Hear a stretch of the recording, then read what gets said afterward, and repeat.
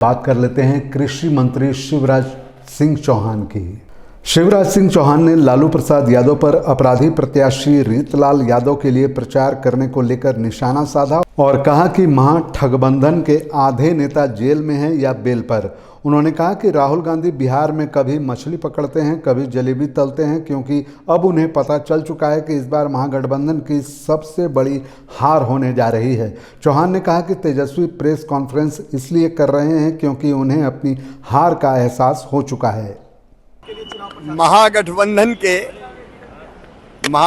नहीं, महाठगबंधन है। इनके आधे लोग जेल में और आधे बेल पे हैं, और बेल पे रह के क्या करना चाहिए क्या नहीं करना चाहिए इतनी पता नहीं है।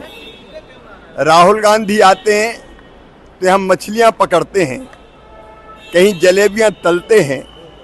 ये लोग ये जान गए हैं कि अब तक की सबसे बड़ी पराजय महागठबंधन की यहाँ होगी और एनडीए अब तक की सबसे बड़ी जीत हासिल करेगा, क्योंकि जब वो थे तब भय था, अब एनडीए है तो भरोसा है।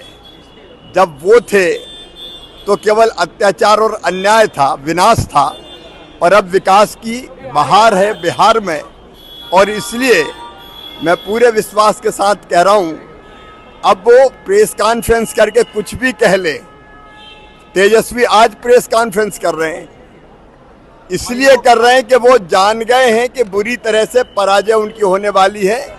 एनडीए की सरकार भारी बहुमत से बन रही है। महागठबंधन के नेता तेजस्वी यादव कह रहे हैं कि महिलाओं को 30,000 रुपए देंगे, माई बहन योजना का जो किस्त होता है 1 साल का 1 साथ दे देंगे। 15 साल में क्या दिया? आज जब देख रहे हैं कि हार सामने खड़ी है तो बौखला के कुछ भी घोषणाएं कर रहे हैं। जनता को पता है कि ये झूठों के सरदार हैं, कहते कुछ है करते कुछ है। ये भस्मासुर है, ये दो बबुआ बेईमान जनता को पटियाने की कोशिश कर रहे हैं, लेकिन जनता तय कर चुकी है, एनडीए आ रही है। सर एक सवाल सर,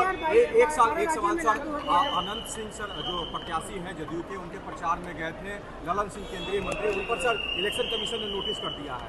तो ललन सिंह जी बोलेंगे।